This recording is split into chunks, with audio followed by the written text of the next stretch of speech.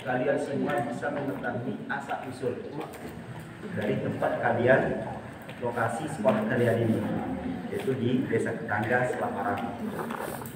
Nah, jadi kita harus tahu itu karena memang zaman ini banyak yang tidak tahu. Bahkan Pak Guru pun belum banyak yang diketahui tentang Ketangga ini. Nah, ini merupakan masjid pusaka. Kalau dulu bentuknya tidak seperti ini, ya. Mungkin nanti kalian bisa diajak ke dalam mungkin ya untuk melihat di dalam bagaimana kondisinya, apa yang tersisa dari sejarah kita di sini, ya. Nah, untuk panjang lebarnya, kalian juga boleh bertanya nanti ya, boleh bertanya. Tentunya dapat yang bertanya nanti ya, ada hadiah khusus tadi, ya. Tapi tidak masuk ke kantor kalau hadiah khususnya, ya. Nanti di sama panitia. Nah, untuk lebih jelasnya terkait dengan entah itu nanti masjidnya atau sejarah Desa Ketangga, kami persilakan kepada Bapak Guru Jelani. Silakan. Terima kasih. Bismillahirrahmanirrahim. Assalamualaikum warahmatullahi wabarakatuh. Waalaikumsalam warahmatullahi wabarakatuh. Alhamdulillah, amma ba'du. Alhamdulillah, Allah yang telah memberikan kita kesehatan kesempatan kita dapat bersama dalam kegiatan budaya SMP Islam Kepatihan Berwawasan Tangga. Kedua kalinya kami panjatkan selawat serta salam Muhammad sallallahu alaihi wasallam. Semoga kita yang hadir di tempat ini termasuk orang-orang yang akan dapat syafaat dari kemudian nanti. Singkat kata saya perkenalkan diri. Nama saya Muhammad Jailani, asal dari Ketangga, pendidikan terus di luar negeri, ya hanya satu, ya luar negeri itu tidak di negeri, maksud saya di LPF, ya terus ke SMA Berkeluarga, ya ke Universitas Berkeluarga, hanya satu kita di negeri di SD karena belum ada di ya. Alhamdulillah saya selaku pemerhati budaya yang selalu eksis mencatat ya cerita maupun dongeng apa istilahnya itu semua saya catat dan saya telusuri fakta sejarah. Jadi dari hal yang nyata sampai fakta itu kita telusuri sehingga alhamdulillah ada beberapa tulisan-tulisan terkait dengan kerajaan Selaparang dan budaya dan benda-benda peninggalan bersejarah yang ada di desa. Jadi dulu kalau kita kerucutkan di Lombok ada sebuah kerajaan besar namanya Selaparang, wilayah dari kerajaan Nusantara. Di mana lokasi kerajaan Selaparang kalau kita ambil jelas di Kabupaten Lombok. Nah, lagi kita kerucutkan di mana lagi lokasinya. Dulu namanya Kecamatan Pringgabaya. Setelah mekar Kecamatan Pringgabaya mengerucut di mana lokasi kerajaan Selaparang di Kecamatan. Nah, sudah terkerucut ya, pertama Lombok Timur, yang kedua Kecamatan Pringgabaya. Setelah pemekaran Kecamatan Pringgabaya beralih juga Kecamatan Suela. Nah, yang selanjutnya wilayah Kecamatan Suela itu adalah wilayah kerajaan Selaparang. Nah, kalau kita kerucutkan lagi, nah ini yang masih dalam konteks perdebatan para ahli sejarah. Ada makam Selaparang di Desa Selaparang, ada peninggalan-peninggalan kerajaan Selaparang, dan bukti-bukti daripada kerajaan Selaparang itu ada ada di desa Ketangga tempat kalian sekolah ini. Jadi dulu desa Ketangga pada awalnya diberi nama Gubuk Peketangan. Ya. Di Gubuk Peketangan itu segala impian ditanam, berikhtiar sampai membangun sebuah kerajaan besar yang namanya Selaparang.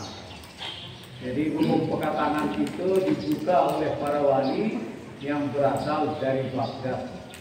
Ya, para wali yang berasal dari Baghdad ini menyebarkan agama. Setelah penyebaran agama makin luas, maka dikukuhkanlah pendirian kerajaan Selaparang Islam. Nah, ketika membuat gubuk itu, desa ini ada istilahnya ngerbah bumi atau bebangar bahasanya Tetangga. Montania gale bebangar kita. Kalau kita buka pemukiman baru atau tempat baru untuk bermukim, maka bebangar istilahnya dalam bahasa Sasak. Kalau bahasa Jawanya ngerbah bumi, tepungnya tanah ini dengan tanda-tanda, dengan alat-alat ritual, dengan doa-doa. Nah, alat ritual dalam ngerbah bumi atau nepung tanah itu dia menggunakan pohon jarak atau kayu ketangan. Nah, ditancapkanlah kayu ketangan atau ditanamlah pohon jarak ini, itu yang tumbuh berkembang di dekat gedeng raja atau rumah raja, ada pohon jarak di sana. Itu alat bebangar dulu ditanam oleh para wali, oleh para pendiri Gubuk Peketangan ini yang kelak akan menjadi kerajaan besar Selaparang itu sampai saat ini tumbuh dan bisa nanti disaksikan di gedeng raja ada pohon jarak. Kenapa dia pakai pohon jarak? Karena pohon jarak itu bisa dibuat sebagai lampu. Kalau bahasa Sasaknya jojol. Dibuat lampu sehingga harapannya tempat ini menjadi penerang. Tempat ini adalah tempat penyebaran dan menjadi penerang. Tempat berlindung, ya, dan berdiri sebuah kerajaan besar yang namanya Selaparang. Kembali ke tahun berdirinya desa ini memang tidak ditulis, artinya beberapa bukti-bukti tentang pendirian desa ini terbakar. Pada tahun 69 ada kebakaran hebat, ya, satu desa ini terbakar sehingga untuk Masjid Pusaka dan Gedeng Raja ada perehapan pada tahun 70. Jadi bentuk aslinya itu terbakar, ya. Artinya ada kebakaran sehingga menghilangkan bentuk asli daripada Masjid Pusaka dan Gedeng Raja.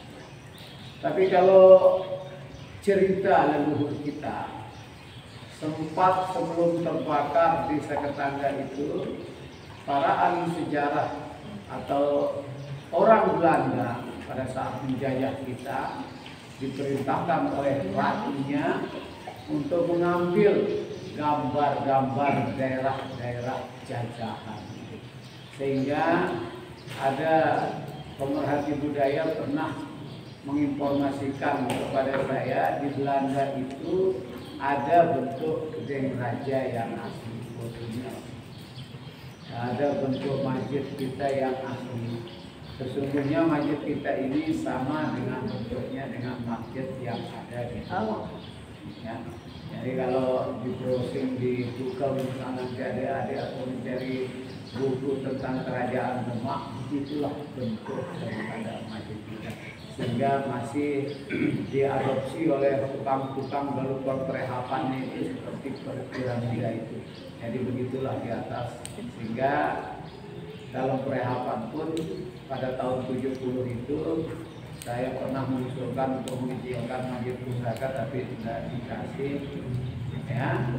Tetap hasil perehapan 7 tahun 1970 karena 69 terbakar, maka seperti inilah Masjid Pusaka. Nah, kalau yang dicor kayak beton ini kemarin, ya. Nah, jadi bangunan induknya ini jadi setelah terbakar pada tahun 1970 ya. Jadi, nah kenapa dikatakan Masjid Pusaka? Kita kembali dulu ke masjid ini. Ya. Masjid ketika dipakai oleh Raja Selaparang, ya, ketika Raja Selaparang berbicara masalah agama, maka dia akan bicara di masjid. Ketika Raja Selaparang berbicara masalah pemerintahan, maka dia akan bicara di Grand Raja atau di Kuncingahnya. Nah, kalau bahasa kerajaan-kerajaan di Bali Pasepan akhirnya, kalau kita kan di Burungga atau Kuncingah, itulah tempat raja itu bicara pemerintah. Nah, nama Masjid Pusaka, kapan diberikan nama Masjid Pusaka? Ya kan? Pertama, masjid kita diberi nama oleh sang raja ini adalah Masjid Darul Falak. Ya. Masjid Darul Falak. Tetapi setelah bubarnya kerajaan Selaparang bubar, karena ini adalah peninggalan raja, tempat raja melakukan aktivitas keagamaan pribadi, maka disebutlah dia Masjid Pusaka, ya, Tetangga Selaparang. Ini Masjid Pusaka yang diberikan raja. Apa kata pusaka itu? Sebenarnya pusat kerajaan. Pusaka itu, ya. Jadi disinilah pusat. Nah, ketika para wali menyebarkan agama Islam dulu, ya, karena para wali ini berasal dari Baghdad, maka dia membawa batu yang berasal dari Baghdad karena dulu itu tidak ada kompas, ya. Jadi para wali itu menanam batu.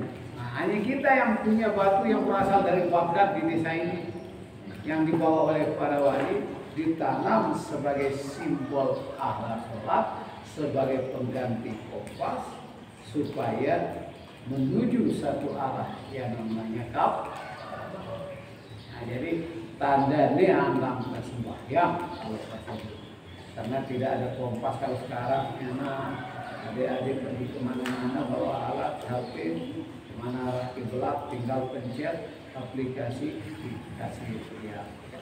Tapi kalau dulu ya, jadi orang-orang yang lebih pintar memahami bagaimana arah kita sholat itu dikasih tanda. Nah, dibawalah batu berasal dari Baghdad itu sebagai tanda dia datang di sini menyebarkan agama dan pengganti kompas seperti apa yang saya bilang tadi, supaya kita menuju satu arah adalah Ka'bah. Nah, itu yang masih, karena tidak bisa terbakar batu kan, itu yang masih di dalam, di dekat mimbar imam. Di sana ada batu yang berasal dari Baghdad yang ditanam pada wali sebagai simbol arah. Nah, ini di masjid. Apa saja pusaka-pusaka yang ada di Ketangga banyak ya. Nah, salah satunya ada kulit putri yang namanya Tania.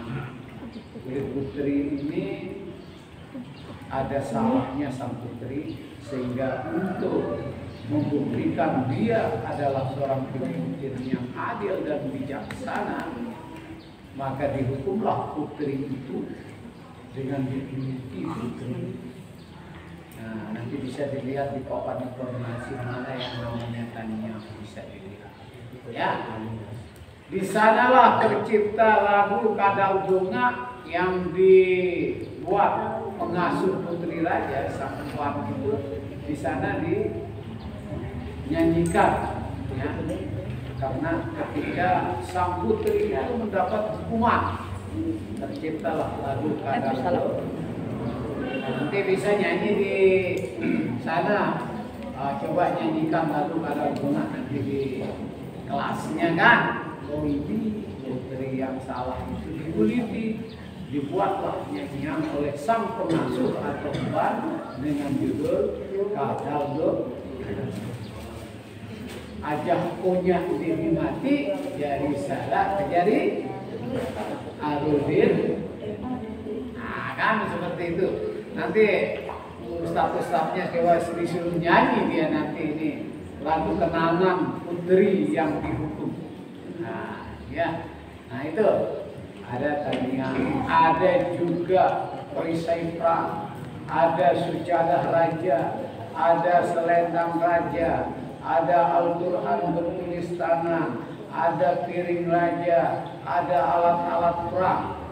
Masih yang paling ya, banyak yang harus kita buka sebenarnya adalah kitab-kitab agama zaman Raja Selaparan. Satu peti disimpan oleh mana? Ada kitab kesaktian juga. Nah, tapi ini kalau yang bisa nanti baca tidak pakai baris itu, ada Ajian Kasmaran Kamajaya Senggeger. Nah, ada deh kitabnya. Nah, jadi di sana itu kalau keterangan para mampu itu kalau itu dibaca dengan dinano nyebrang. Nah, makanya gede di sekolah baca ya, ada ustaz-ustaznya saya baca. Jadi ada juga kitab-kitab kesaktian itu kayak di film-film itu. Kalau dibaca terbang, ada yang masih disimpan oleh mampu. Tapi tidak sembarangan kita dikasih lihat. Inilah kelemahan kita di sini. Tidak bisa kita lihat. Bagaimana caranya kita melihatnya dia? Harus ritual. Nah itu. Ada hajat kami dari pemerintah desa juga ingin bangun museum supaya adik-adik bisa melihat ketika berkunjung walaupun hanya dengan kaca, itu artinya ada peti atau lemari yang dari kaca dari luar kita bisa melihat oh itu namanya itu namanya itu namanya. Tapi belum masih bisa dibuka secara umum karena masih disakralkan. Ya disakralkan karena di sana pusaka perang itu ada keris yang bisa terbang, ada keris kalau kita lempar musuh akan jatuh. Nah itu pusaka-pusaka dari cerita leluhur. Karena kita tidak pernah buktikan, Pak Guru sendiri tidak pernah melempar gitu, tidak pernah. Ya tapi itulah cerita-cerita dari. Kapan dia akan dikeluarkan? Ini perang sudah mulai ya. Mungkin nanti ketika ada disebut kan oleh para ahli dan agama kita tidak akan berfungsi, ya. Kimia-kimia itu sudah tidak berfungsi, udara sudah tidak bisa aktif, mungkin barulah kembali ke pusaka-pusaka yang akan bisa digunakan dalam. Nah itu sekilas tentang apa yang ada di desa kita. Dan Gedeng Raja itu disebut Gedeng Raja di sana rumahnya tempat istirahat. Jadi raja itu sering bertafakur, beristirahat, bersemedi. Nah tapi hanya satu ruangan. Di mana dapurnya? Kalau itu kan di sini mungkin istilahnya Gedeng Halwatnya. Tempat dia menyendiri, merenung, memikirkan rakyat. Sehingga Raja Sawah itu pernah berkata, menggunasa andang timu kubika sumpah. Jadi dimanapun posisi kita berada, kalau kita lihat ke arah timur, kita lihat Koto Tanu, pintu masuk Sumbawa, di sanalah aku kata sang raja itu, karena putranya itu pernah memimpin di Sumba. Jadi raja kalau dia bangun tidur menuju timur, dia bisa melihat Koto Tanu itu. Di sanalah tempatnya. Jadi raja itu sangat senang berada ketika dia bisa memandang laut, melihat Pulau Sumbawa, karena di sana putranya memimpin sebagai penghibur hati yang rindu kepada Tuhan. Jadi mengenasa nanti seperti itulah sang raja. Ya. Jadi Raja Selaparang itu adalah raja yang suci, raja yang tidak mau diagung-agungkan, raja yang alim soleh, sehingga dalam suku Sasak ada istilahnya muter jagat Raja Selaparang. Raja Selaparang ini diyakini selalu keluar melakukan penyebaran dengan berganti-ganti nama. Nah, jadi kalau orang Sumbawa mengatakan Raja Selaparang itu adalah namanya Tuan Semiri. Kalau orang Jawa mengatakan Raja Selaparang namanya Pangeran Samupati. Kalau orang tetangga mengatakan Raja Selaparang itu namanya Raden Mas Progo. Kalau Tuan Guru kita, Tuan Guru besar kita, Guru kita Almarhum Maulana Syekh mengatakan nama raja itu adalah Sayyid Sultan. Ada juga menyebutnya Sayyid Abdul Rahman. Kalau orang Lombok Tengah mengatakan Raja Selaparang itu namanya walinya.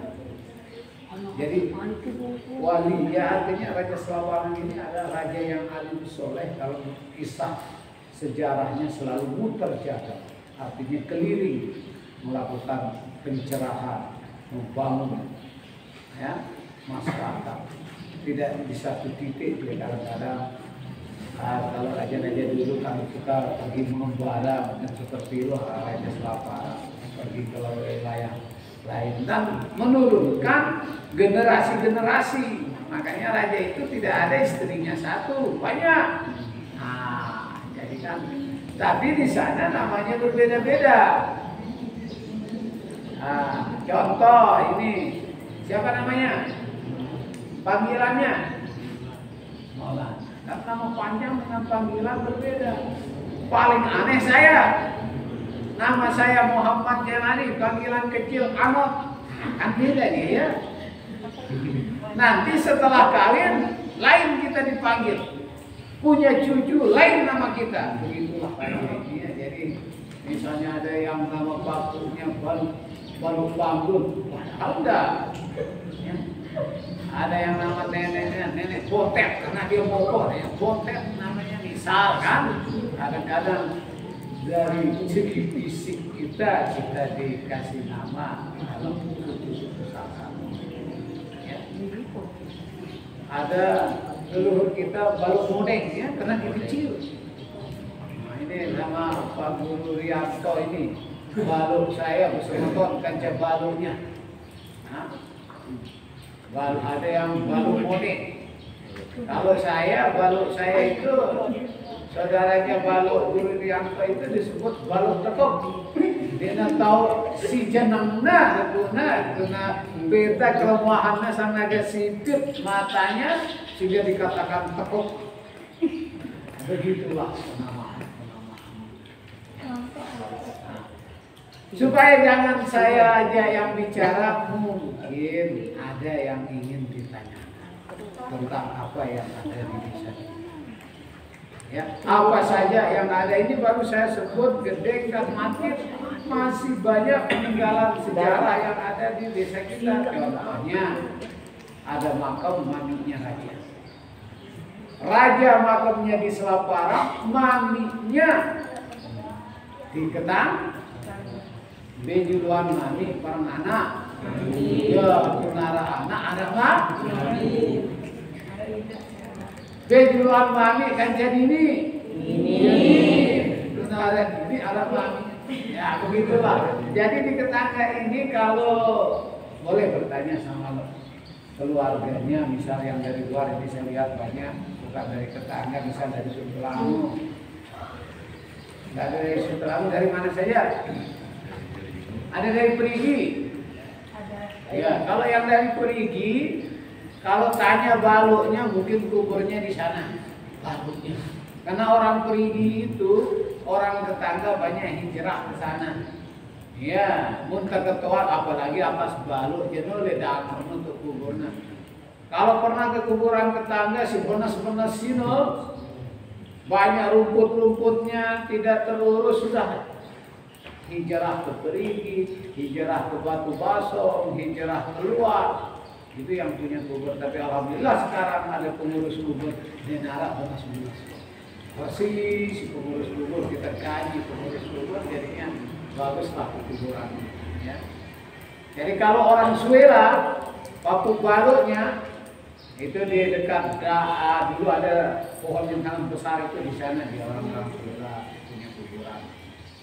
Ya. Nah, itu dia. Ada juga ya, yang bisa kita kunjungi, ada juga yang namanya Prabu Renggasari. Siapa Prabu Renggasari? Prabu yang diislamkan. Karena dulu kepercayaan leluhur kita namanya Boda, bukan Buddha ya, Boda. Dia mengakui adanya Tuhan dan berdoa di tempat-tempat yang dia senangi. Misal ada batu besar, dulu nyaman, ada rasa tenang di sana, maka dia duduk di dekat batu besar sambil mengingat Tuhan, berdoa. Ya. Boda namanya. Nah, bukan dia menyembah pohon, karena senang pohon rindang segalanya, dia duduk di sana dia berdoa. Di mana hatinya nyaman, ketika matahari terbit, di sana hatinya nyaman, maka dia akan hening sejenak dan mengingat Tuhan dan berdoa. Bukan dia menyembah, tapi namanya Buddha. Nah, itulah yang diislamkan oleh Sunan Prapat, ya, Prabu Renggasari. Di mana makamnya? Di daerah Bangkat Telaga, di sana ada namanya makam Prabu Renggasari. Kalau orang tetangga menyebutnya Pateh Pelo. Kenapa dikatakan Pateh Pelo? Karena raja yang ditaklukkan. Pelo itu artinya kelok, artinya kalah. Ya, Pelo, kalah. Dan itu si kalah. Ya. Di sana di Bangkat Telaga nanti bisa mungkin ada lawatan kapal-kapal gitu ziarah ya. Ada juga namanya di tengah-tengah desa kita makam Tuan Lebih. Nah, Tuan Lebih inilah dalam bahasa tetangga disebut dia Raden Mandar. Raden apa? Nah, kenapa dikatakan Raden Mandar? Karena perjalanannya sebagai kilat, kisap. Kalau tetua walu tetangga mengatakan kisap mandar, jadi bagi kilat. Seorang wali Allah yang namanya Tuan Lebih ini, kalau dia bilang Mekah tahunnya. Jadi perjalanannya melakukan penyebaran agama itu adalah cepat. Kalau mau ke Jawa, sehingga Almarhumah Maulana Syekh itu dalam wasiat itu luar biasa dengan Milasek, nama samaran, sehingga Lombok dialah yang menurunkan ya sultan atau raja-raja Islam. Kalau beliau bilang dialah yang namanya Taus Abdurrahman Nabi Milasek. Apakah sama Taus Abdurrahman dengan Tuan Lebih? Allah. Sehingga Tuan Lebih itu juga diabadikan dalam sebuah sabuk pusaka yang dibawa para wali itu. Di sana tertulis nama Tuan Lebih. Arti Tuan Lebih itu dikatakan di Sabtu Kamis 14 Muharram tahun berapa? Syekh Abdul Qadir. Jadi ada pendapat tokoh-tokoh kita di sini, leluhur kita di sini, Tuan Lebih itu adalah Syekh Abdul Qadir, salah satu Sultan Auli wajar ya. Maulana Syekh juga bilang, Alhamdulillah, kalau wali Allah itu tingkatnya abdal, maka bumi itu hanya beberapa lama. Begitulah hebat-hebatnya leluhur kita. Oleh sebab itu, kita selaku generasi penerus si bagus terbaikkan. Leluhur kita adalah luar biasa, kesatria penyembah. Mari kita didik, mari kita belajar.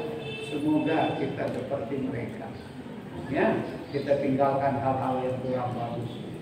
Ya, apalah jangan sampai menyentuh hal-hal yang tidak bagus. Kita pacu, belajar, berdoa. Ya, semoga kita sukses. Baik, cuman itu. Mungkin ada pertanyaan. Kami silakan. Mungkin ada pertanyaan. Ayo Indri. Apa perbedaan masjid pusaka dengan masjid yang lain? Apa perbedaan masjid pusaka dengan masjid yang lain? Betul, luar biasa bagus. Kenapa kita duduk di sini? Kenapa kok kita tidak di dalam Pak Guru? Nah, disinilah bedanya. Jadi masjid pusaka kita, kalau kita sholat berjamaah 5 waktu, di sini sudah kita sampai. Di luar dikasih anak mimbar itu nanti bisa dilihat tempat imamnya. Kenapa? Karena masih disakralkan masjid kita oleh para leluhur kita. Kapan dibuka di dalam? Pada saat tidak manapun jamaah, barulah dibuka di dalam. Contohnya ketika hari-hari besar. Ya. Yang kedua, ketika Jumatan karena tidak bisa menampung di luar, maka dibukalah. Tidak. Ketika sekarang lagi satu ini, ketika ada Hizbullah meninggal karena tidak menampung, dibukalah. Tapi kalau dulu, ketika hari besar dan hari Jumat baru dibuka. Dulu juga tidak boleh wanita di dalam. Keyakinan para leluhur kita bahwa masjid pusaka ini tetap para aulia Allah itu tetap melakukan sholat jamaah. Maka leluhur kita di dalam kita sulit doa. Itu dasarnya beda masjid kita dengan masjid ya. Jadi kepercayaan leluhur kita, ingat, masjid ini masih disakralkan. Para wali-wali Allah itu katanya, tapi tidak bisa kita lihat, orang-orang tertentu yang bisa melihatnya masih sering datang sholat berjamaah. Saya pernah kedatangan tamu dari Pasundan. Betul Pasundan, Jawa ini, tempat Kang Didi. Di daerah itu datang seorang sabil, artinya kalau bahasa kami di Timur Ulung mentenun sabil, Pak Guru pakai jubah. Dia pakai jubah malam-malam bulan Maulid. Sekitar jam 11 dia datang di sini, tidak berani masuk. Dia merumpi-rumpi sama anak-anak yang main gitar itu, minta izin. Di mana mangku sudah tidur, nggak enak kalau bilang, bolehkah saya ikut tidur sama adik? Ya boleh. Malah disiapkan di ruangan sama pemuda-pemuda yang kita main gitar malam-malam gitu. Pontek cerita setelah terdengar suara azan, baru dia berani masuk ke masjid ya, karena belum diizin sama mampu, tapi karena sudah azan banyak jamaah yang datang, dia baru berani masuk. Alhasil dia melakukan sholat jamaah di sini, lalu dia berjudi. Ya. Saya dari sini datang ke sini, perintah guru saya harus saya dapat sholat subuh berjamaah di masjid sampai. Tetapi dia bisa melihat, ya, full katanya jamaah itu sampai gerbang. Nah, itulah kelebihan masjid kita di sini. Tapi kalau kita tidak bisa kontak ya dengan keilmuan kita ya orang-orang tertentu, itulah yang dari Pasundan itu mengatakan di sini ada tempat. Tapi kalau kita mungkin wali yang bisa menikahkan ya, tapi kalau dia wali Allah. Kalau orang-orang tua kita itu kan wali, dia juga waktu menikahkan putrinya. Ya kan? Belakang ada lagi? Mungkin ada. Ya mungkin Pak Guru. Ya. Supaya anak-anak di sini ada gambarannya, apakah masjid pusaka ini bentuk atau luas itu memang seperti keadaannya saat ini, ataukah bagian yang ini saja, ataukah apa Sama nggak kira-kira besarnya itu seperti masjid yang ada di Bayan? Ya. Ya betul sekali. Masjid kita yang dulu ya kecil, sama yang di Bayan. Seperti saya bilang tadi, karena sekarang sudah masuk rumah masjid Bayan itu di Pulau yang saya sampaikan, saya teringatnya masjid rumah saja, karena di SKI itu Sejarah Kebudayaan Islam itu ada kabarnya gitu. Memang betul seperti katanya Pak Kepala, masjid kita persis misalnya kayak ini rumah. Tempat duduk kita ini sesungguhnya telaga.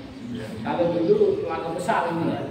Nah, jadi kita naik ke masjid itu melalui telaga, duduk di telaga. Ada sejarah pembangunan telaga di masjid-masjid kita. Dulu ketika Bali menguasai kita, ketika Bali menguasai kita itu dilarang ada tempat duduk, dilarang. Maka para kiai tokoh agama membangun. Ketika Bali marah, kan tempat kita mandi. Nah, kalau tempat duduk itu kan ya dirajai, karena Raja Bali tidak paham juga kita bisa duduk di telaga, maka diiakan membangun telaga. Bangun bahasa tetangga lain duduk bom, kan? Ada kalau sekarang ada apa? Ya, pipa. Kalau dulu kan tidak ada pipa, air dimasukkan di bom baru dibuka dulu. Di sana itu dihancurkan oleh Bali semuanya. Tidak boleh, digantilah oleh masyarakat kita telah. Ketika di Bali mengatakan kenapa bangun, ini kan tempat masyarakat. Bali. Seperti itu cerita tempat duduk ya. Nah sama seperti apa dibilang, ukurannya itu sempat 4 kali 4 duduknya, baru ada pelataran luarnya sedikit. Ukurannya 4 kali 4. Ada dia di buku yang saya buat, nanti bisa kita kasih baca, artinya nanti kita kirim lewat WA ukuran. Itu standarnya kita menulis itu adalah buku yang dikarang dari kebudayaan atau dibuat oleh kebudayaan, karena ada penelitian di sini yang dilakukan oleh Profesor Mujib yang judulnya nanti bisa adik-adik cari, Hasanah Naskah Desa Tetangga Kecamatan Kuila. Itu penelitian dari Dr. Mujib tentang pusaka-pusaka.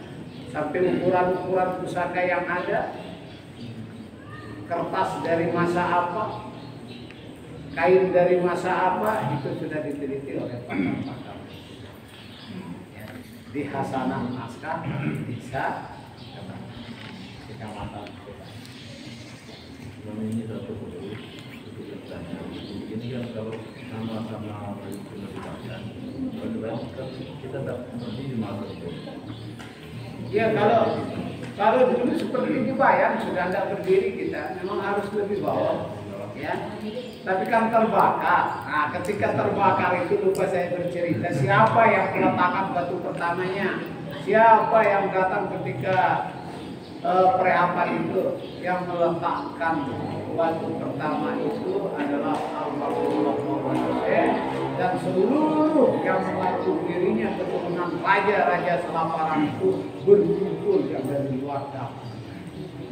Mengenai merasa keturunan Datu datangnya melakukan perehapan, dan yang memimpin atau pelaksanaan Datu pertama perehapan Masjid Pusaka pada tahun 1970 karena 69 itu terbakar adalah Al-Maghfurullah Maulana. Nah, jadi kalau Al-Maghfurullah Maulana, saya ketika buka majelis katanya di sini leluhur kita kiraman getok-getok batu. Lalu berkata Malik. Nah, itulah bahasanya Al-Maghfurullah Maulana. Siapa yang pernah zuriatnya datang ke sini? Ummunah Hajah Siti Reha. Saya sendiri membukakan dia pintu 2 kali beliau datang. Siapa lagi yang pernah datang? Umi Lade, ya. Yang lain belum, karena dia datang. Karena Umi Hajah Siti Rehanun ini adalah akan mendatangi mana yang pernah didatangi oleh mami. Nah, karena dia mendapat informasi sering ke tetangga, terus ke masjid, maka dia itulah. Ya mungkin demikian materi kita ya, pada hari ini karena terbatas waktu. Tentu saya yakin juga dari bapak-bapak guru khususnya itu banyak sekali yang ingin ditanyakan sebenarnya. Kalaupun kita belajar tentang sejarah tangga dan Selaparang itu tentu butuh waktu yang tidak sedikit memang. Ini hanya sekedar pengenalan saja ya anak-anak ya, hanya sekedar pengenalan saja. Yang penting kalian tahu dulu sejarahnya sedikit tentang masjid ini, tentang desa tetangga, dan untuk berikutnya tentu ini akan berlanjut ya, akan berlanjut. Nah seperti yang dikatakan oleh Bapak Guru tadi, memang ada nanti kita downloadkan ya, nama bukunya itu Khazanah Desa Tetangga, dan Pak Guru juga pernah membacanya, dan itu nanti kita taruh di perpustakaan gitu ya. Nah itu diterbitkan oleh Kementerian Kebudayaan. Nah itu. Nah jadi perlu saya ingatkan di sini tidak boleh ribut anak-anak ya, nanti ketemu dan nanti ini masih pusaka, jadi kita harus sama-sama menghormatinya. Jangan sampai ada yang ribut nanti ya. Nanti mungkin bisa dilihat nanti di situ mungkin apa tuh namanya? Ada infografisnya di situ, itu nanti dicatat ya. Jadi kami sampaikan banyak terima kasih kepada Bapak Guru Muhammad Jelani atas kesediaannya untuk berbagi di sini. Tentu ini merupakan pertemuan pertama kita, Pak Guru. Untuk selanjutnya mungkin kami minta kesediaan Pak Guru untuk pertemuan-pertemuan selanjutnya, entah itu dari prakteknya mungkin nanti atau apa nanti kita bicarakan belakangan. Mungkin itu saja, Guru, mungkin ada akan disampaikan. Sedikit lupa sebelum kita tutup, karena masuk di dalam jauhnya jujur simak. Iya lama. Dari malam kepada kita, mampu si ini si lebih jujur. Jadi karena di dalam itu harus kalian bisa nanti bisa melihat sesuatu yang berasal dari Belanda. Terus ada satu bagian dipertahankan oleh leluhur kita itu di mimbar itu, di atas mimbar itu dibalut tanah lereng Gunung Rinjani berwarna kuning, karena Masjid Tesilae rekan tanah warna kuning. Nah itu satu tanah lereng Gunung Rinjani itu diambil oleh para kiai, bukan cat. Nanti di atas mimbar itu bukan cat, kuning dia, tanah kuning dari lereng Rinjani untuk mempertahankan bentuk keaslian daripada masjid pusaka kita yang terbang. Nah, neto tidak pengen kunci lalu nambah, jadi ketemu. Iya. Ya kan.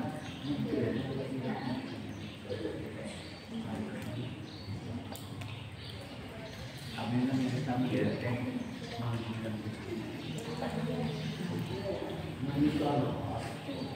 kan pecat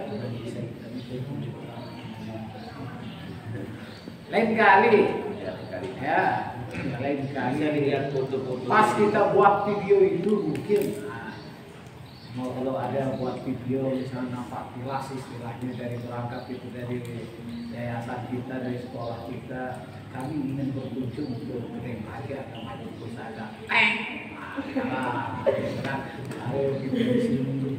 Mungkin seperti itu nanti kita buatkan video supaya kegiatan ini harus mohon Pak Guru dimasukkan di Google supaya masyarakat Lombok semakin luas. Mungkin itu aja. Terima kasih. Assalamualaikum warahmatullahi wabarakatuh. Waalaikumsalam warahmatullahi wabarakatuh. Yang selanjutnya kami serahkan ke panitia. Silakan. Banyak kami ucapkan kepada narasumber kami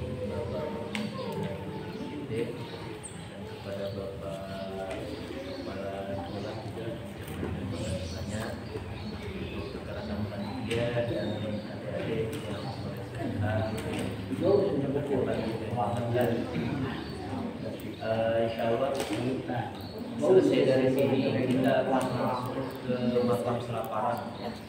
Nah, sebelum kita ke makam Selaparan, kami berikan waktu 10 atau 15 menit untuk kalian bisa lihat infografis yang ada di bisa depan sana ya, bisa dicatat apa saja peninggalan apa saja kerajaan Selaparan. Silahkan kami kembali kita